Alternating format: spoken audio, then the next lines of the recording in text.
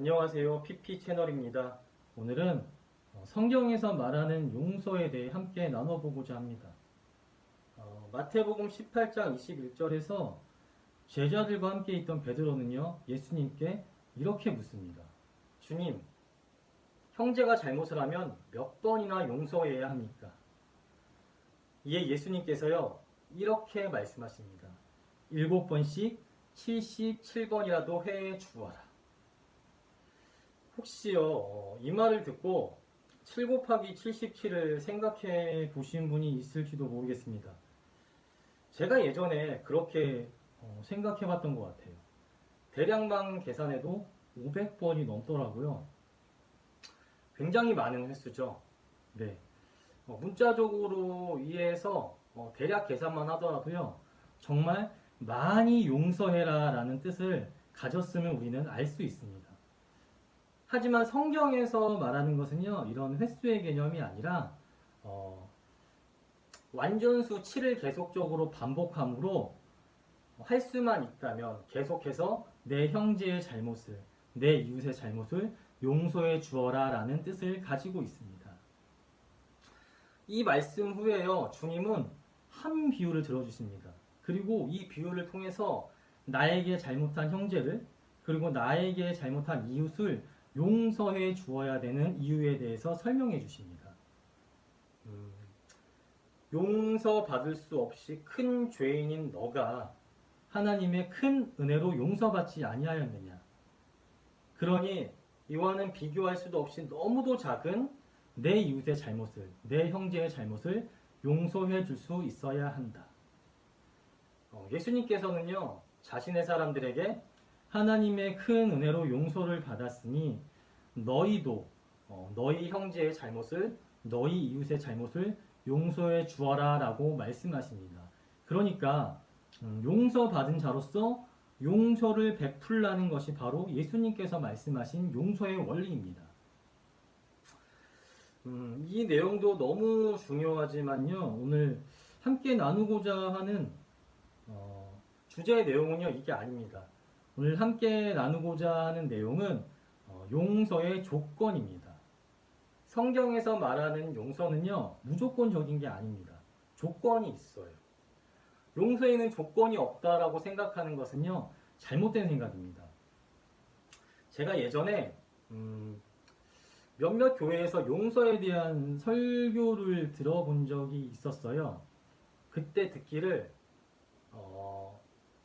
나에게 잘못한 사람의 죄를 그냥 덮어주고 넘어가는 것을요, 착한 행동인 것처럼 이야기하고 오히려 잘못한 사람의 죄를 말해주고 지적을 하는 것을 마치 용서하지 못하고 남의 허물을 드러내는 나쁜 행동인 것처럼 말하더라고요. 그러며 다른 사람의 죄를 지적하지 말고 자기 스스로를 돌아보고 다른 사람의 허물을 감추어 주는 것이 사랑이다 라고 말하는 것을 들은 적이 있었습니다. 과연 그럴까요? 그렇게 용서하는 게 진짜 올바른 용서의 방법일까요? 정말 그게 사랑일까요? 네. 아니요.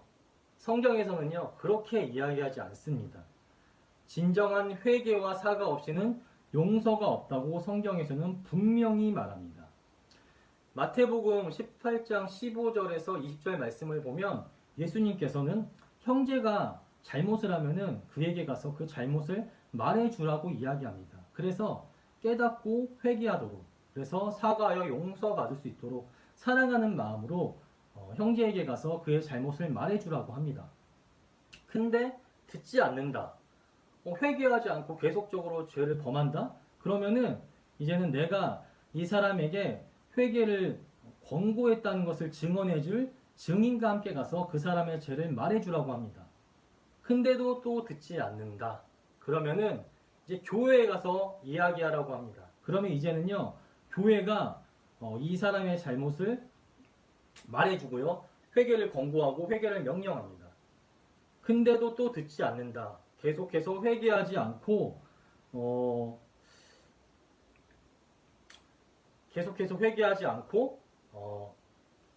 용서도 구하지 않는다. 그러면요, 이제는 이방인과 세리처럼 여기라고 말합니다. 이방인과 세리는요, 당시 유대인들이 생각했던 전형적인 죄인의 모습입니다. 유대인들은요, 이 사람들을 인간 취급하지도 않았고요, 이 사람들과 상종을 하려고 하지도 않았어요. 그러니까 이방인과 세리처럼 여기라는 말은요, 회개하지 않으면 손절해라. 회개하지 않으면 용서가 없다라는 뜻이 되는 것입니다. 이 내용 다음에 등장하는 것이 바로 7번씩 77번이라도 계속 용서하라입니다. 그러면 앞 단락의 내용과 이 말씀의 내용을 연결해 보면요, 예수님께서 말씀하시는 용서는 잘못한 사람을 무조건적으로 용서해 주라는 것이 아니라 그가 진심으로 회개하고 용서를 구할 때, 그때 용서해 주라는 것임을요, 우리는 유추해 볼 수 있습니다. 솔직한 말로, 정말 솔직한 말로요, 나한테 잘못한 사람이, 나를 괴롭힌 사람이, 나에게 피해를 입힌 사람이요, 잘못을 인정하지도 않고 회개하지도 않고 나에게 용서를 구하지 않는데 용서가 됩니까? 저는 안 될 것 같아요. 저는 정말 안 될 것 같아요. 마음에서 진짜 천불이 일어나가지고 용서가 안 될 것 같아요. 용서는커녕 정말 그 뻔뻔함 때문에요, 제 안에 미움이 더 커질 것 같고요, 이 마음이 너무나 커져서 다스려지지 않아서 제가 너무나 고통스럽고 힘들 것 같습니다. 또한 내가 마음속으로 용서했다고요, 상대방이 그 마음을 아는 것도 아니에요. 자기 잘못을 인정하지 않으니까 저한테 사과하지 않을 거 아니에요. 그러니까 당연히 모를 수밖에요. 그런데도 그런 사람을 용서할 수 있겠습니까? 저는 못할 것 같습니다. 근데 저랑 다르게 정말 사랑이 많으신 분들은 그럼에도 불구하고요, 이런 사람들을 용서하려고 노력하시더라고요. 여러 교회들은 이런 사람을요, 사랑이 많은 분들이라면서 칭찬을 하고 우리가 본받아야 한다고 이야기를 합니다. 근데요, 우리가 알아야 될 게 뭐냐면 그게요, 사랑이 아닙니다. 그건 사랑이 아니고요, 자기도 모르게 하는 가장 무서운 복수입니다. 잘못을 인정하지 않는 자를 용서하려고 하는 것은요, 사랑이 아니라 회개하여 용서받을 수 있는 기회를 주지 않는, 그러므로 그를 하나님 앞에 죄인으로 만들어버리는 가장 무서운 복수입니다. 죄는요, 하나님과 인간에게 동시에 짓는 것입니다. 하나님 말씀을 지키지 않았으니까 하나님께 짓는 것이요, 또한 사람에게 피해를 입혔으니까 사람에게 짓는 것입니다. 그렇기에 죄를 지으면요, 사람뿐 아니라 하나님께 반드시 회개해야 합니다. 근데 잘못을 인정하지도 않고 하나님께 회개를 하지도 않았고 나에게 용서를 구하지도 않았단 말입니다. 근데 이런 사람을 어떻게 용서합니까? 잘못을 인정하지 않고 하나님께서 용서하지 않았단 말이에요. 근데 내가 용서할 수 있겠습니까? 만일 내가 용서한다는 마음으로 죄를 덮고 그냥 넘어가잖아요. 그러면 그 사람은요, 하나님께 용서받을 기회가 없어지는 거예요. 그러므로 그 사람을요, 용서받을 수 없는 죄인으로 만들어버리는 것입니다. 그렇기에 진정한 회개와 사과 없이는요, 용서라는 것을요, 할 수 없습니다. 해서도 안 되고요, 아니 하고 싶어도 할 수가 없습니다. 이해되셨습니까? 네. 그러면 우리는 회개 않고 죄를 계속적으로 범하는 형제나 이웃을 어떻게 대해야 할까? 나에게 잘못을 하고 용서를 구하지 않는 이에게 어떤 마음을 가져야 할까? 회개하지 않고 또 용서를 구하지 않으니까 계속 미워해야 할까요?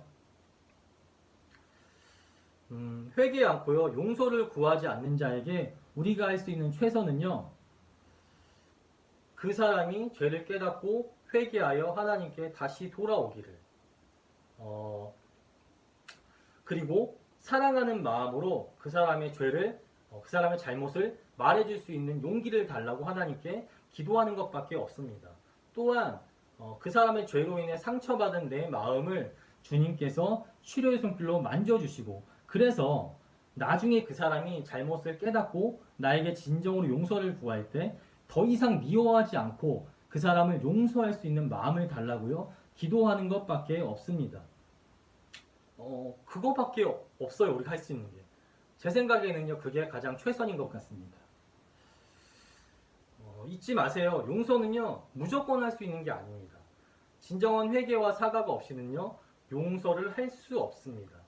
진정한 회개와 사과 없는 자에게 용서의 행위를 하는 게 용서도 아니고 사랑도 아니라는 것을요. 잊지 마시기 바랍니다. 네, 마치겠습니다.